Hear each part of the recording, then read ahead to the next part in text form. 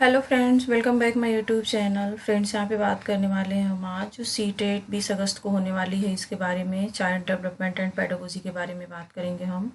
तो फ्रेंड्स, यहाँ पे सबसे पहले हम आपको बता दें कि ये सेलेक्टेड क्वेश्चंस है और ये मोस्ट इंपॉर्टेंट क्वेश्चंस हैं जो कि बार बार एग्जाम में रिपीटेड क्वेश्चंस हैं। ये बार बार पूछे गए हुए क्वेश्चन हैं। तो फ्रेंड्स, ये बहुत इंपॉर्टेंट है, तो हमारी चैनल को लाइक करें, शेयर करें और सब्सक्राइब करें। हम ऐसे ही वीडियो आप सबके लिए लाते रहेंगे। और फ्रेंड्स, एग्ज़ाम में बहुत हेल्पफुल होने वाला है ऐसे ऐसे क्वेश्चंस, जो कि हम थोड़े ही क्वेश्चंस होते हैं फ्रेंड्स, लेकिन बहुत इंपॉर्टेंट होते हैं ये क्वेश्चंस। तो चलिए यहाँ पे इसे स्टार्ट करते हैं क्वेश्चन नंबर 1 से।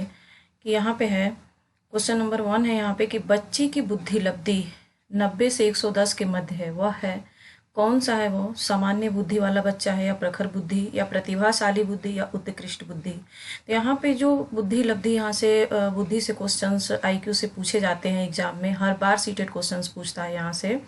तो जो बच्चे की बुद्धि लब्धि 90 से 110 के मध्य होती है, वह होता है सामान्य बुद्धि होता है। यहाँ पे option number A correct answer होगा।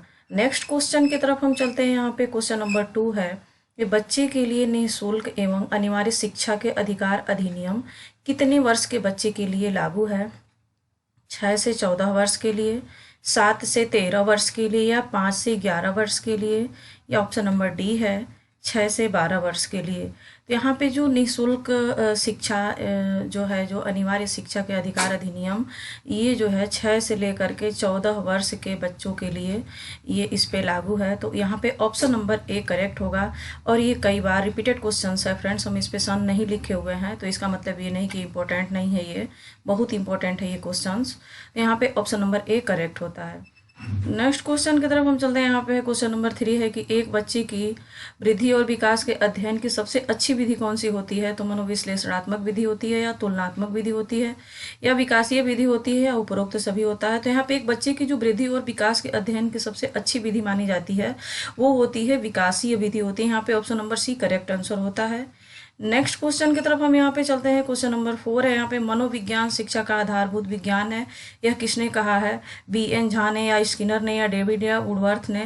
तो यहाँ पे जो मनोविज्ञान का शिक्षा आधारभूत विज्ञान है, ये कहा है स्किनर ने। ये बहुत इंपॉर्टेंट क्वेश्चन है, ये सीटेट में पूछा गया क्वेश्चन है ये, इसीलिए हमने यहाँ पे सेलेक्ट करके लाए हुए हैं। नेक्स्ट क्वेश्चन है यहाँ पे पियाजे की औपचारिक संक्रियात्मक अवस्था किस आयु तक मानी जाती है? तो जो जीन पियाजे हैं, उन्होंने संज्ञानात्मक विकास की अवधारणा दी थी, जिसमें उन्होंने 4 स्टेज बताए थे फ्रेंड्स। जो यहाँ पे पूछा है कि औपचारिक संक्रियात्मक अवस्था की आयु तक मानी जाती है, यानी कि कहाँ से कहाँ तक मानी जाती है? 0 से 2 वर्ष तक मानी जाती है, या 2 से 7 वर्ष तक मानी जाती है, या 7 से 11 वर्ष तक मानी जाती है, या 11 से 15 वर्ष तक मानी जाती है।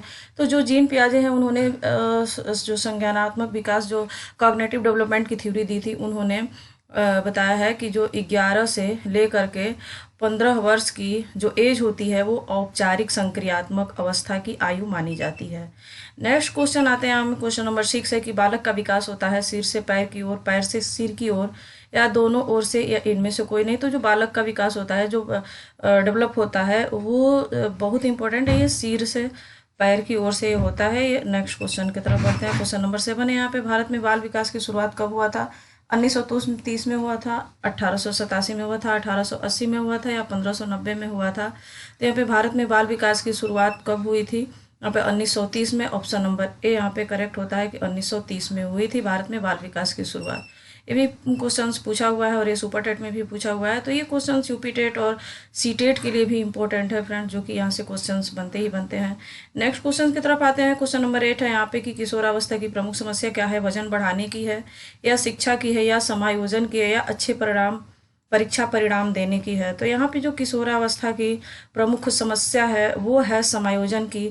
जो किशोरावस्था होती है, वो जो एडल्ट एज होती है, इसमें जो है हमें समायोजन की ही समस्या बहुत ज़्यादा होती है, क्योंकि अब यहाँ पे हम समायोजन नहीं कर पाते हैं किसी भी चीज़ को लेकर के, किसी भी चीज़ों में।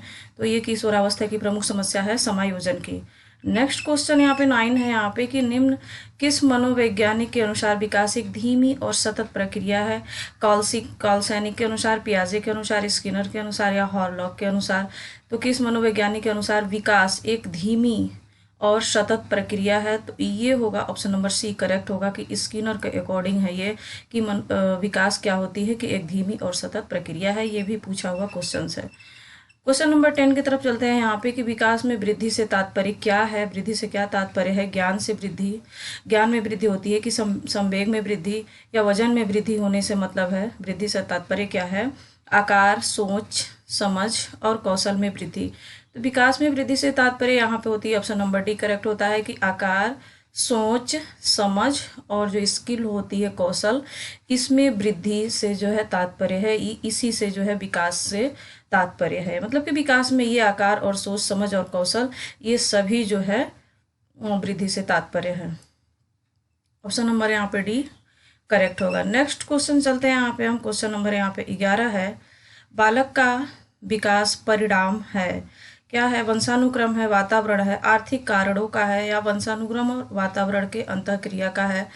तो यहाँ पे जो है बालक का जो विकास परिणाम है वो किससे है? ऑप्शन नंबर डी करेक्ट होगा कि वंशानुक्रम और वातावरण के अंतःक्रिया से है। मतलब कि जो उसका जो विकास होता है वो सिर्फ ये नहीं कहा जा सकता है कि सिर्फ वंशानुक्रम से होता है, या फिर ये भी नहीं कहा जा सकता है कि ये वातावरण से होता है। वंशानुक्रम और वातावरण के दोनों अंतःक्रिया के संबंध से ये बालक का विकास होता है। नेक्स्ट क्वेश्चन आते हैं। क्वेश्चन नंबर यहाँ पे 12 है। वर्णमाला की पहचान डॉट डॉट है यहाँ पे वर्ष की आयु में शुरू होती है 6, 5, 4 या 3। तो वर्णमाला जो बच्चा होता है वो वर्णमाला की पहचान कब से शुरू करता है? तो वो 3 साल का जब बच्चा होता है तब तो जा करके वो वर्णमाला को पहचानना शुरू कर देता है। तो ये पूछा हुआ क्वेश्चन है कि ये सुपर टेट में भी क्वेश्चन ये पूछा हुआ था कि वर्णमाला की पहचान किस वर्ष के शुरू में होती है। तो 3 वर्ष का जब बालक होता है तो वर्णमाला को पहचानना शुरू कर देता है। नेक्स्ट क्वेश्चन है यहाँ पे। क्वेश्चन नंबर 13 है यहाँ पे कि हिंदी अक्षरों को बालक किस आयु में पहचानने लगते हैं।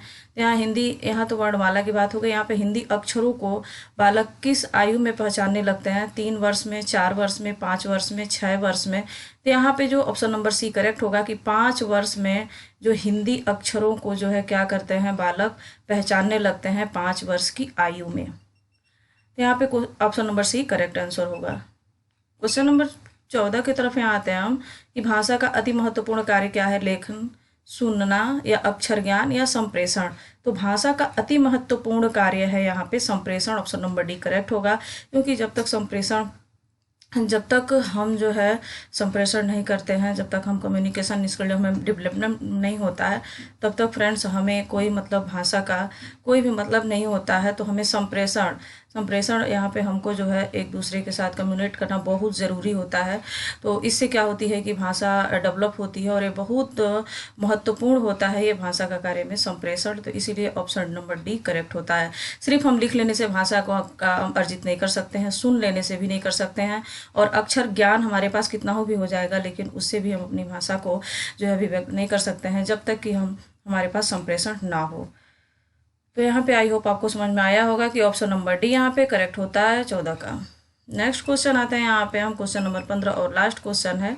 आपके अनुसार शिक्षण की योजना पद्धति होनी चाहिए, शिक्षक केंद्रित होना चाहिए, प्रोजेक्ट केंद्रित होना चाहिए, या पाठ्य पुस्तक केंद्रित होना चाहिए, या बाल केंद्रित होना चाहिए? तो शिक्षण की योजना पद्धति होनी चाहिए, बाल केंद्रित होनी चाहिए।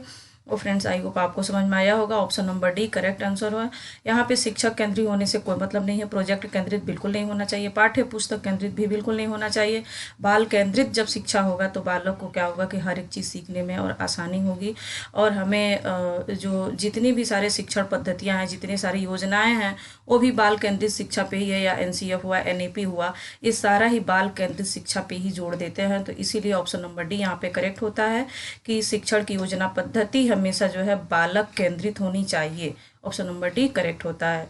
तो फ्रेंड्स आई होप आपको अच्छे से समझ में आया होगा। ये मोस्ट इंपॉर्टेंट सेलेक्टेड क्वेश्चन है फ्रेंड्स, और इसे जो है ज़्यादा से ज़्यादा शेयर करें अपने ग्रुप में। और भी जितने सारे सीटेट जो अभ्यर्थी हैं वो एग्ज़ाम देने जा रहे हैं इस साल, उनके पास ही शेयर करें ताकि उनको भी ये क्वेश्चंस मिल सके और एग्ज़ाम में अच्छे से उनकी सहायता हो सके और अच्छे जो है मार्क गेन कर सकें।